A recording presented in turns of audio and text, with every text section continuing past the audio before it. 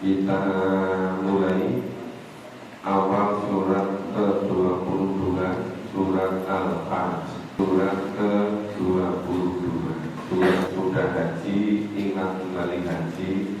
Yang belum haji, supaya siap-siap haji. Namanya surat Al-Hajj.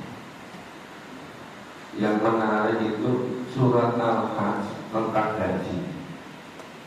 Kok dimulai dengan dasarnya yaumil qiyamah.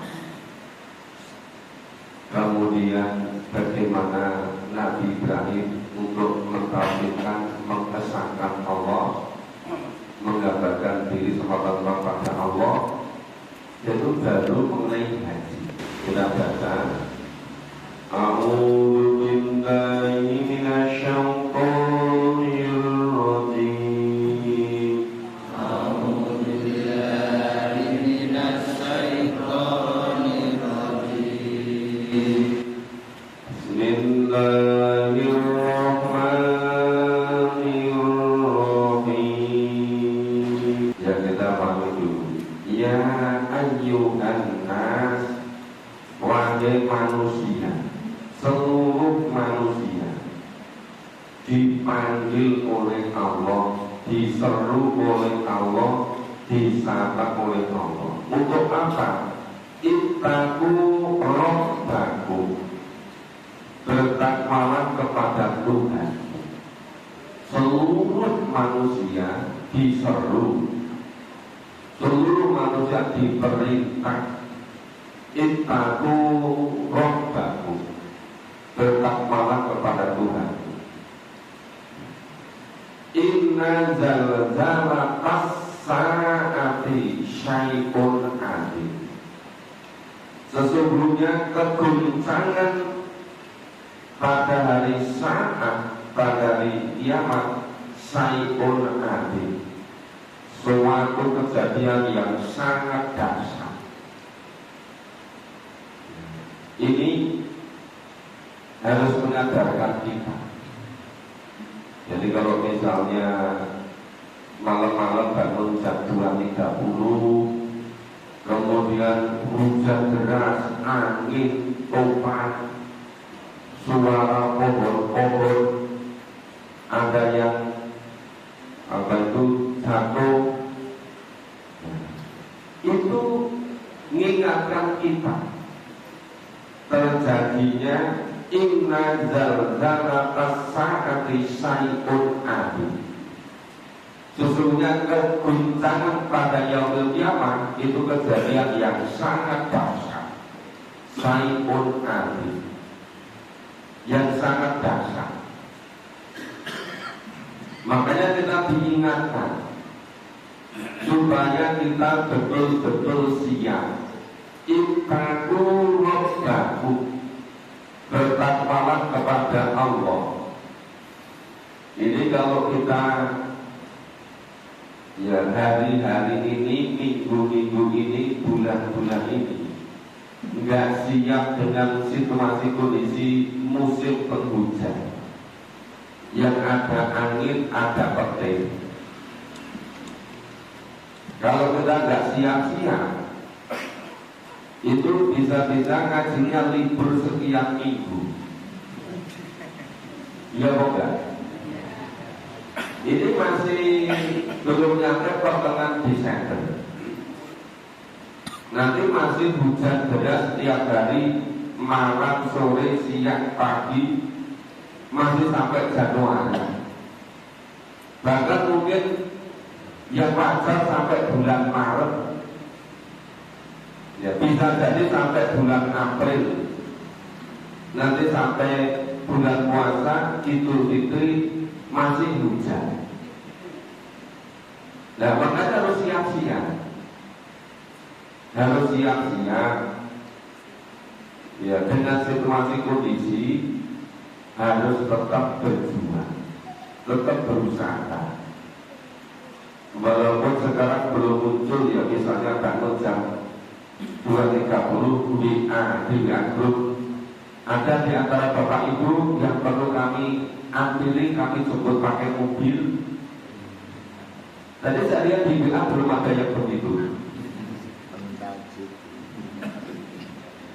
Padahal kalau menawarkan itu insya Allah itu pahalanya besar. Ya kok enggak?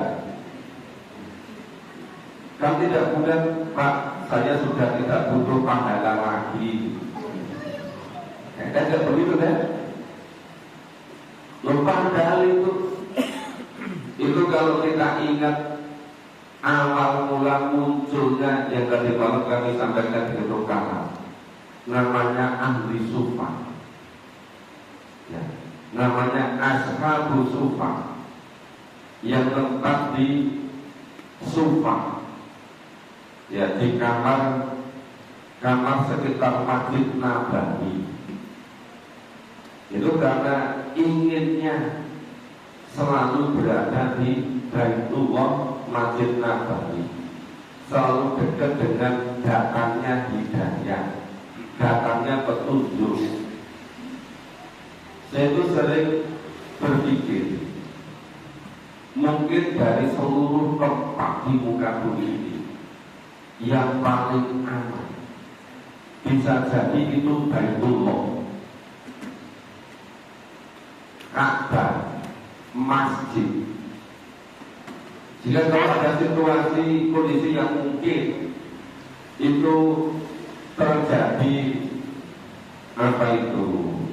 sejenis zalzal kecil itu, tapi belum zalzal saat yang mungkin terjadi hujan, angin puting beliung, mungkin ada kilat, bisa jadi tempat yang paling aman itu masjid, itu Baitullah.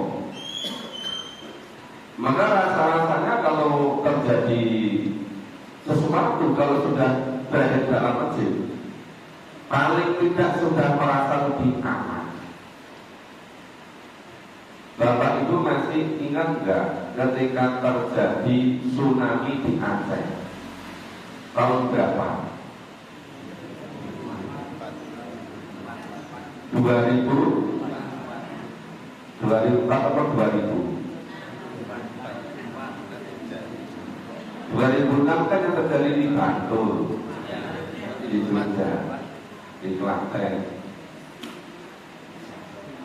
Itu Masjid Baitur Rahman, yang lain hancur semua, hilang semua, kok Masjid Baitur Rahman itu masih tegar berdiri. Iya kan? Sampai ada kapal yang besar sekali terbawa tsunami ke tengah daratan. Sampai ketika tsunami-nya itu reda, kapalnya tetap di situ sampai sekarang. Tetap berada di tempat itu. Ya, tidak dikembalikan ke laut. Saya itu sudah sangat jauh dari laut. Ini juga ini bagaimana kembalikan? Mau diangkat pakai orang sakampung belum tentu kuat. Ada udah dibiarin saja. Tapi hebatnya itu Masjid Baitur Rahman tetap tegar berdiri. Nah, jika kalau misalnya terjadi seperti malam ini tadi dan membangun jam 3.30, ternyata hujan deras disertai angin. Oh, sepertinya ini yang aman di masjid ini. Mereka tadi di antara Bapak Ibu cepat-cepat ke masjid.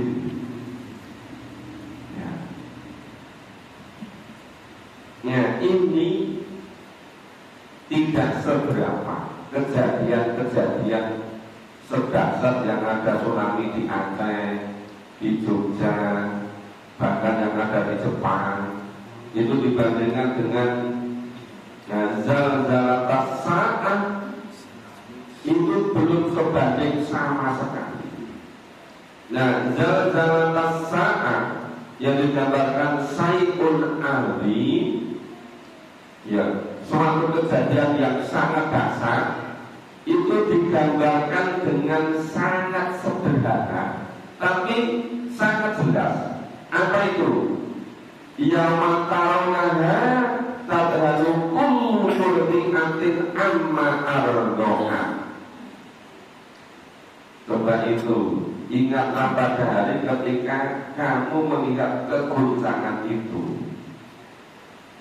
Lalailah semua wanita yang menyusui anaknya. Nah, kemudian terjadi apa? Itu anak yang disusui itu jadi lalai, bisa jadi lepas. Ya. Mengumur di atik amma al-doa. Lalailah semua wanita yang menyusui anaknya dari anak yang disusuinya.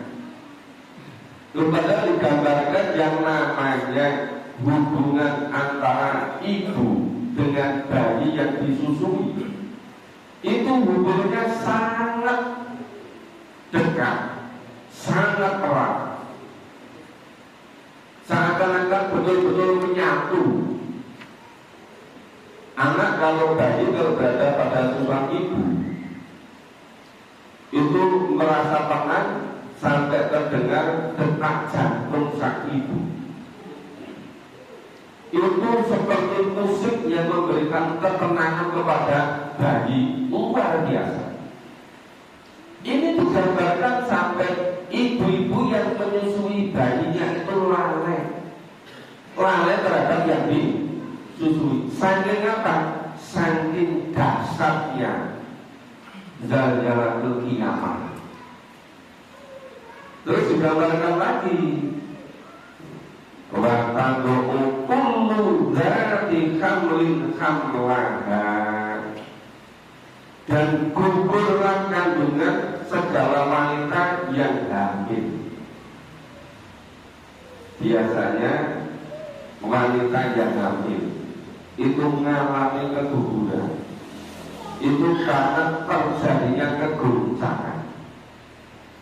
Keguncangan bisa guncang fisik, bisa guncang kejiwaannya, guncang psikisnya, guncang jiwanya. Itu bisa terjadi. Nah, ini ketika terjadi zalzalatas sa'ah, yang kejadiannya sayun alim, yang sangat dahsyat, itu sampai ya wa tad'u kullu dzati hamlin hamlaha, gugurlah kandungan semua wanita yang hamil. Coba ibu-ibu yang menyusui lupa terhadap bayi yang disusui. Ibu-ibu yang hamil gugur semua. Ada lagi apa itu? Wa taronasa sukaro wa mahum bisukaro. Dan kamu lihat manusia dalam keadaan mabuk, padahal sebenarnya mereka tidak mabuk. Keluyungan kesana kemari seperti orang mabuk, tapi sebetulnya dia tidak mabuk. Kenapa? Saking dahsyatnya guncangan zalzalatus sa'ah. Jadi karena zalzalatus sa'ah itu demikian dahsyatnya, ini dengan cukup 3 gambaran itu sudah sangat bisa menjelaskan situasi kondisi dasarnya zalzalatus sa'ah yang sangat adil.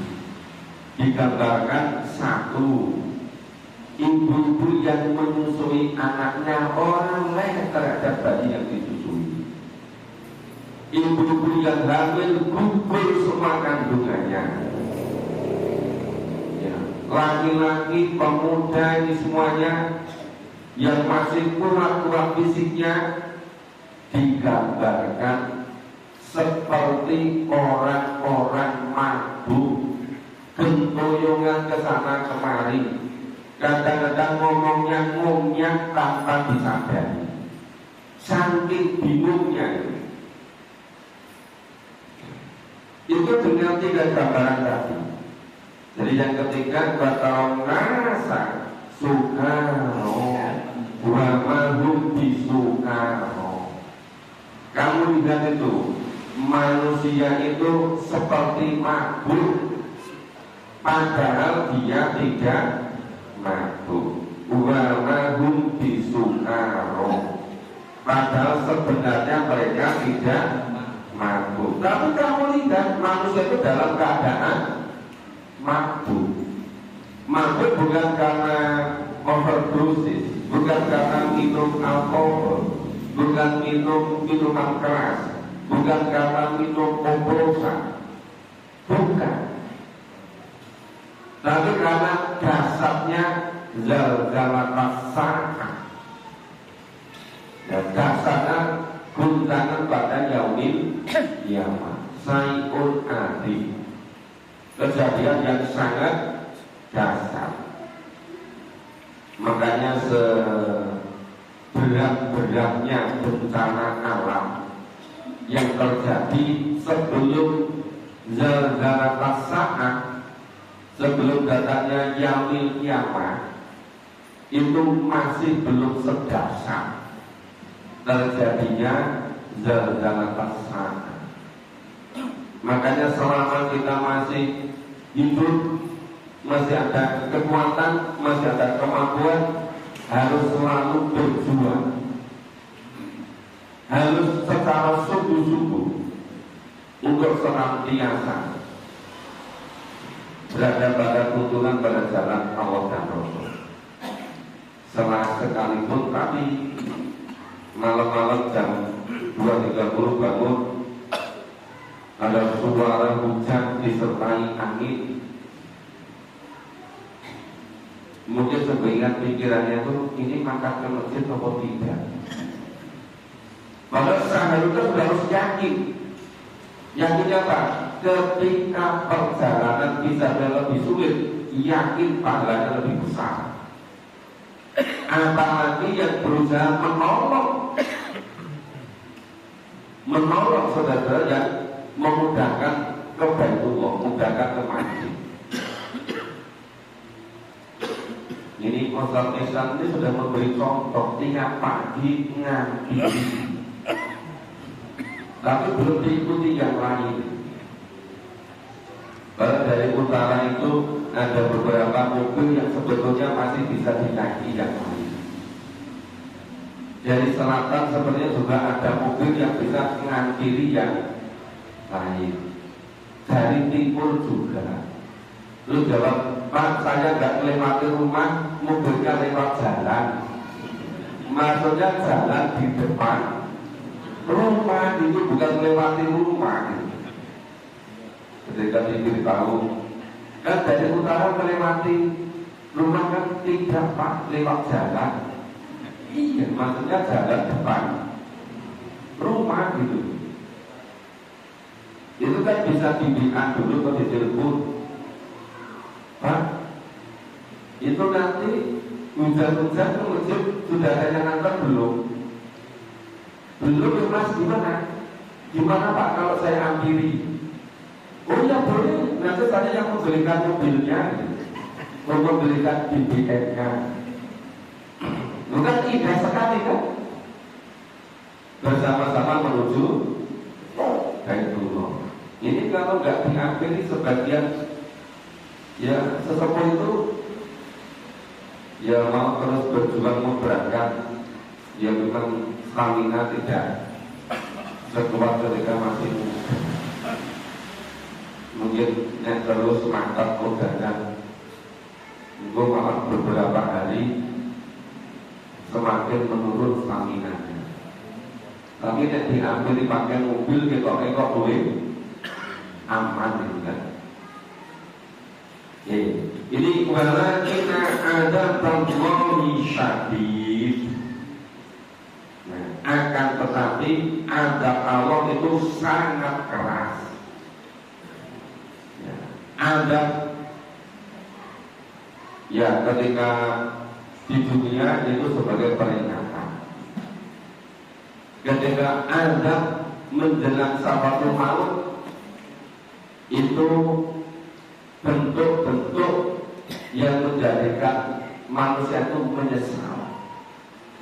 anggap kubur juga menjadi menyesal, apalagi anggap siksa neraka. Itu lebih menyesal lagi. Orang diajak ke neraka, saking bingungnya, saking ngomiangnya, sampai mau jadikan anaknya untuk lebus siksa neraka. Ya nggak bisa. Sampai nawarkan kalau istri dan saudaranya gimana? Ya nggak bisa. Sampai menawarkan kalau seluruh manusia di dunia ini untuk lebus siksa neraka gimana? Padahal seluruh makhluk, seluruh manusia di dunia itu ada para nabi, para rasul, para wali, hampir akan berjaminan yang lebus siksa neraka. Ya nggak bisa. Yang model sini memangnya lu siapa? Kok mau jadikan seluruh manusia di muka bumi sebagai tebusan? Itu gambaran penyesalan yang luar biasa, sampai memang tidak masuk akal. Mau menjadikan seluruh manusia di dunia untuk tebusan.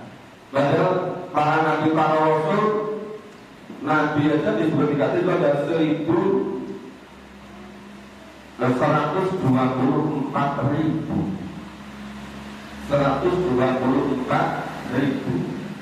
yang banyak dikisahkan dalam Quran ada sekitar 25 nabi dan rasul. Masa berjaminan tebus neraka. Terus para raja-raja di dunia ini betapa banyak, mulai berdiri raja pertama sampai raja-rajaan, pura-pura jadi bukan raja sebenarnya gitu loh. Itu berapa banyak? Bisa jadi ribuan. Itu yang terus jaminan. Ini tebus siksa neraka dengan seluruh manusia yang ada di dunia. Gak akan bisa. Ini menunjukkan bahwa yang namanya siksa neraka itu tidak bisa ditebus dengan apapun kecuali dengan iman dan amal soleh. Yang bisa menghindarkan min adzabinar itu hanya iman dan amal soleh. Karena takwa, makanya di awal ayat disebutkan ittaqu rabbakum, bertakwalah kamu semuanya kepada Tuhan. Bertakwa itu yang digambarkan ini udan-udan supaya orang udanan nganggo payung. Jadi kalau Pak Sudiono, Bu Sudiono, ini ketok masjidnya ketok tedah daripada keluar ke mobil, ke motor, itu sebelum payung baik. Itu namanya bertakwanya gunakan payung. Ya, menjaga diri. Terus enek gue mangkol, enek gue plastik, yang penting so tutup awal. Nek plastiknya tipis, kelak sama badan, plastiknya basah semua, badannya itu terasa dingin. Mudah-mudahan itu nanti yang bisa menyelamatkan dari api neraka, didinginkan oleh kehujanan perjalanan ke masjid. Bisa jadi kan? Nah, dari segala upaya sing semula mobilnya goiman kodanan, saya kira rasa goiman, mobil dibeli gurunya mesin goiman. Ya, waktunya hujan dikeluarkan harus dikeluarkan untuk ke masjid. Yang biasanya hanya untuk arisan, untuk pertemuan reuni, untuk jago, sekarang berkas masjid digunakan ke masjid untuk fisabilillah. Nah, jadi kalau kehujanan kotor gimana? Ya tentu namanya mobil kehujanan kotor ya biarin. Itu yang akan menjadi saksi di hadapan Allah gitu. Nah, punya mobil cuma di lampu digaransi. Nah, untuk apa? Nggak bisa mengantarkan ke surga kan? Ya seharusnya mobil bisa mengantarkan ke surga. Digunakan fisabilillah. Nah, ini tadi yang kami sampaikan di awal tadi. Ini surat Al-Hajj. Esensinya, intinya tentang haji. Bagaimana haji rangkaiannya, pakaian ihram, tawaf, ya kan, sa'i, bermalam di Padang Mas, kalau di Muzdalifah, ingatnya itu di Padang Masar, padahal di Padang Pasir kan, ya. Terus membuang kotoran, apa? Mencukur rambut, motong kuku, takalul. Ya, sebelumnya itu melempar jumroh, katanya melempar setan. Kalau setan itu cuma dilempar pakai kerikil kecil-kecil apa krosol. Ya. Jadi itu kan seperti kan itu melanggar. Ya. Itu dalam rangka untuk bagaimana tidak akal-akal, tidak menjadikan setan sebagai sohibnya. Itu bentuk kebencian bahwa setan itu menjadi musuhnya. Nah, ini hebatnya Al-Quran.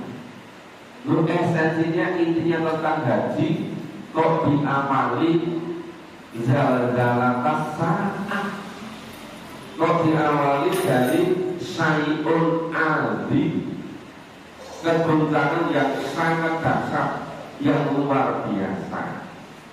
Setelah itu kok bicara mengenai keimanan, kejadian manusia, ya, balasan orang-orang yang menentang Allah. Baru setelah itu bersih semua itu, baru dijelaskan tentang haji.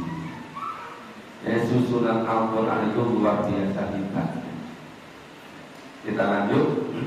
A'udzu billahi minasyaitonir rajim.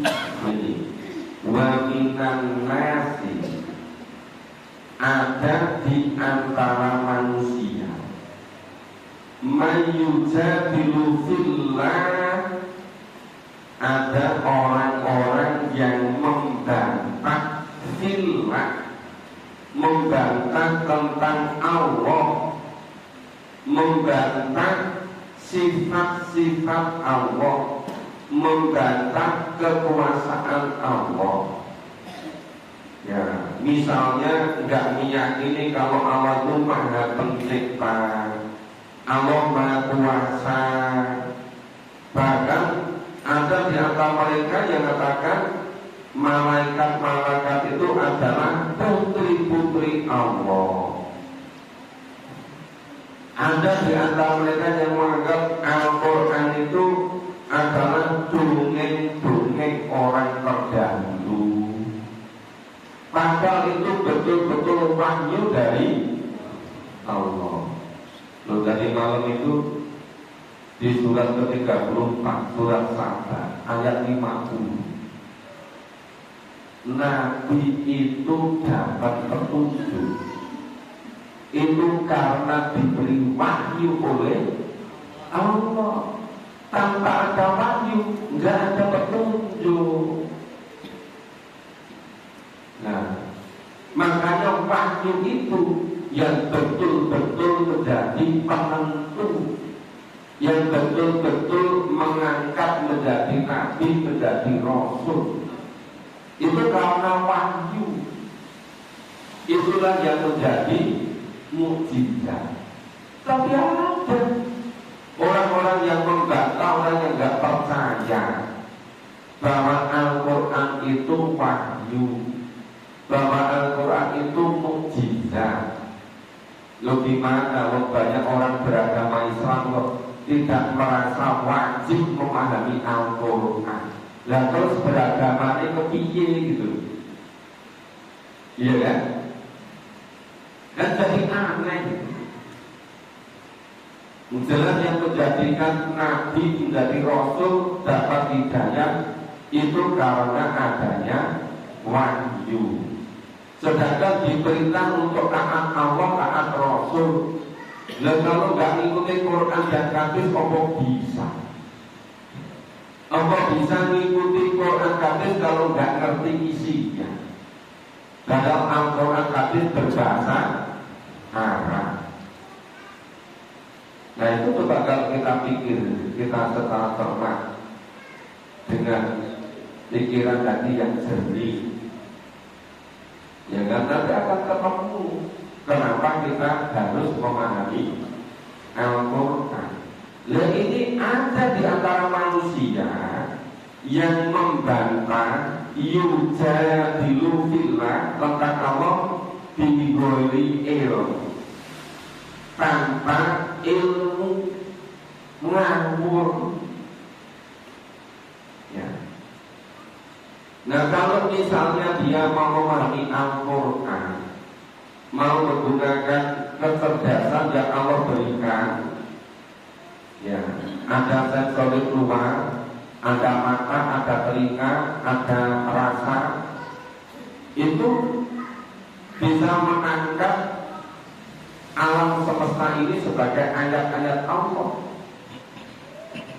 Begitu membaca ayat-ayat kauniyah yang ada di Quran atau ayat-ayat kauniyah yang ada pada alam semesta, yang ada pada diri kita sendiri. Kadang-kadang manusia itu saking diberi nikmat terus-menerus nggak menyadari kalau Allah memberikan nikmat. Padahal detak jantung kita itu bekerja terus tanpa berhenti. Begitu detak jantung kita berhenti, itu udah masalah, nggak ada hidup lagi. Apakah kita sadar bahwa itu nikmat dari Allah? Kenapa kalau ada orang merasa gimana ya? Saya itu sudah berusaha betul-betul beriman, betapa tapi kok gak datang-datang nikmat dari Allah. Yang itu tidak bernafas dengan enak itu. Dari mana kalau bukan nikmat dari Allah? Ya kan banyak sekarang orang yang hidupnya di daerah-daerah yang polusi udaranya gak karuan-karuan, bernapas malah merusak paru-paru, ya, karena udaranya sudah tidak jernih. Coba Bapak Ibu membuat rumah di tengah sawah atau dekat pohon-pohon, di dekat sungai yang banyak pohon-pohon, rindang, teduh, pagi-pagi jam 3 bangun keluar, segarnya bukan main. Ya mau gak? Jernih kan? Nah, enak sekali, nikmat sekali. Ada sahabat yang merasa, ya Rasulullah, ini kok rasanya saya itu gak pernah dapat nikmatnya. Lalu tanya, itu kalau sore-sore sekitar jam 5, matahari sudah redup, gak panas, kemudian itu angin semilir itu nyentuh kulitmu, kamu merasakan enggak? Iya, ya itu kan nikmat. Coba bayangkan orang yang kulitnya kesentuh itu enggak merasa nikmat. Kenapa? Karena dia sedang panas dingin, darah-darah, mungkin komposisi darahnya enggak normal. Jika tersentuh oleh angin semeritik, dia tidak merasakan enak. Itu masih merasa enak, nyaman. Udara sore hari. Ini umpama kalau Nabi Sulaiman sore-sore menjelang tenggelam matahari ngelus-ngelus udah nganti lali sholat sore, terpesona oleh keindahan kuda. Nah ini barangkali menyebabkan lupa pada Allah.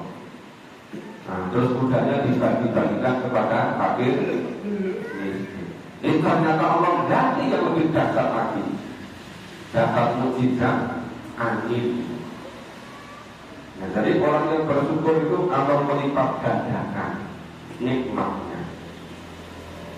Kita jangan ikut-ikut orang-orang yang menentang, membantah Allah tanpa ilmu. Seharusnya setiap indera luar kita itu nangkap sesuatu, melihat, mendengarkan, merasakan, langsung diproses oleh kecerdasan dalam, sensorik dalam, oleh kecerdasan kita, oleh akal kita, oleh fu'ad kita. Berbagai macam jenis kecerdasan yang disebut dengan kecerdasan zaman yang kepada kita, itu kemudian langsung menyadari bahwa ini semuanya adalah dari Allah. Tapi banyak tadi ukul syaitoni marid. Nah, mereka mengikuti setiap setan yang sangat jahat. Wajah tabi ukul syaitoni marid, mengikuti setiap setan yang sangat jahat. Itu tadi mengikuti setan. Pagi-pagi sudah ngerti kalau hujan, masih ragu-ragu. Ya tak rasa makan baik, mungkin hujan itu pada terus sok itu. Ya udah di sholat di rumah juga boleh. Nah zaman dulu kalau hujan kan mencekam. Sekarang hujan itu ya hal yang biasa. Dan hujannya di sini itu tidak seperti hujan musim dingin di belahan dunia yang lain. Bapak Ibu sering memperhatikan, lihat di TV, kalau musim dingin sampai permukaan bumi tertutup oleh es sampai minus 20 derajat. Nah di sini paling dingin itu kalau pagi paling dingin berapa derajat? Di sini tidak ada yang 22 derajat kan? Yang paling dingin. Nah, di negara-negara yang musim dingin itu bisa minusnya lebih dari 20 derajat.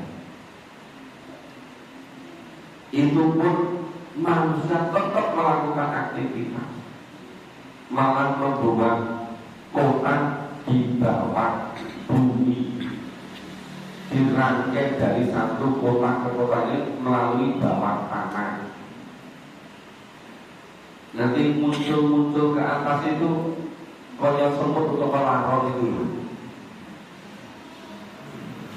Tapi pas musim dingin sekian bulan hidupnya di dalam tanah.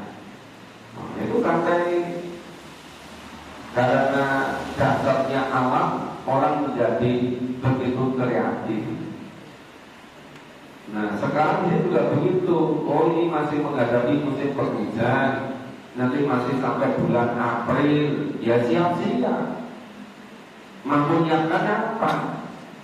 Kalau mampu beli mobil, mampu pakai mobil.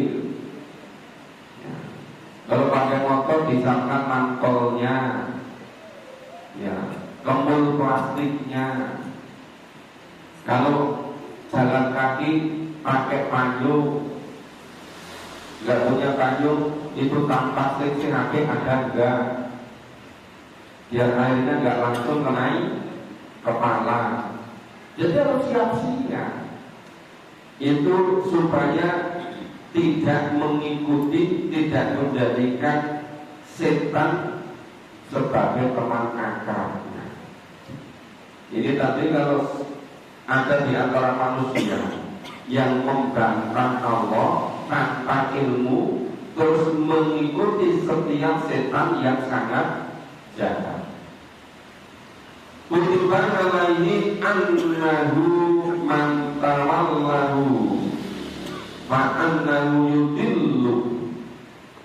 Ya, setan yang sangat jahat yang telah ditetapkan terhadap setan itu, bahwa barang siapa yang berkawan dengan setan, tentu dia akan menyesatkannya.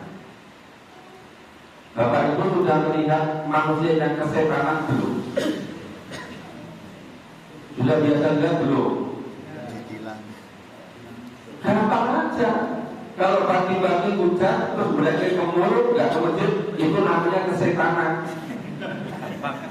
Jadi kesetanan itu udah harus beringas. Kadang-kadang kesetanan itu malah berhukum, berarti selimut. Nah, makanya kalau ingin lihat kesetanan, pas pagi-pagi hujan deras, berarti selimut, difoto, diupload. Ini kesetanan gitu. Nah, di sini disebutkan ya, itu tentu setan itu menyesatkan manusia, selalu berbisik. Berbisiknya apa? Ini sedang hujan angin, gue gak usah ke masjid. Nanti kalau ke masjid, kalau flu gimana? Lu setan ini gak ngerti lah flu gitu loh. Pintar itu. Terus wajadihi ila adabi sya'ir. Nah, setan itu membimbing, mengarahkan, memimpin, memberi petunjuk jalan ke adab neraka sya'ir. Jadi siapapun yang ikuti kemauan setan, kesetanan, setan itu membawa ke neraka sya'ir. Maka bisa memberi kesempatan pada setan. Jangan membuka pintu untuk setan. Nah, no itu setan. Tidak ada jalan bagi setan. Harus ditutup rapat-rapat. Begitu setan dikasih peluang, bisa menghabisi segala-galanya. Nek kalau orang Jawa itu ndodro. Nek diberi peluang malah menjadi jahat. Itu setan begitu.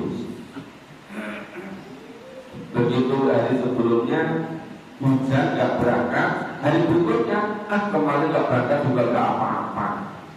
Loh, setannya itu terkenal kan terus. Terus setelah beberapa hari gak berangkat, lama-lama biasa orang mangkat.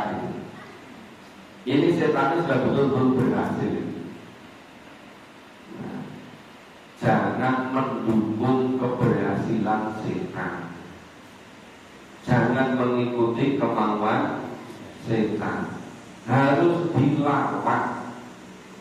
Ya. Oke, kita lanjut.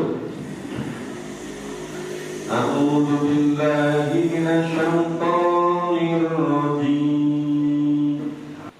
Ya, ini setelah bicara mengenai orang-orang yang menentang Allah, kemudian ada proses penyadaran. Manusia diciptakan runtut demikian rupa. Demikian pula Allah menghidupkan alam semesta yang mati. Kelihatannya masih gelap tapi sudah suruh. Iya. Sepertinya kok masih gelap tapi ternyata sudah suruh. Insya Allah ayat 5 kita lanjutkan pahami besok pagi. Ya, bertahap supaya bisa lebih mendalam sedikit. Ya, semakin lama semakin mendalam biar lebih jelas. Nah, ini hari Senin, nanti jadwalnya di Masjid Al-Mubarak. Jadwalnya di Masjid Al-Mubarak atau melihat timnas dengan Yaman. Ya sebetulnya bukan kedua-duanya kan. Ya itu misalkan mandi Quran dulu, mandi Quran dulu diutamakan. Ya nanti setelah itu meneruskan atau sebelum lihat tinggal dengan niatnya. Jadi kalau kita mandi Quran itu diprioritaskan, dan insya Allah itu yang akan menyelamatkan hidup kita dunia dan akhirat. Bapak Ibu, semoga bermanfaat. Semoga ini kesungguh-sungguhan kemujahadan Bapak Ibu, sekalipun hujan deras disertai angin, ternyata Bapak Ibu tetap berjuang, tetap bersungguh-sungguh untuk bersama-sama memahami Al-Quran di masjid. Semoga ini semuanya menjadi saksi di hadapan Allah pada yaumil hisab. Allahumma amin. Kita akhiri dengan kata hamdalah dan berdoa. Alhamdulillah. Subhanallah wa bihamdihi. Asyhadu an la ilaha illa anta astaghfiruka wa atubu ilaik.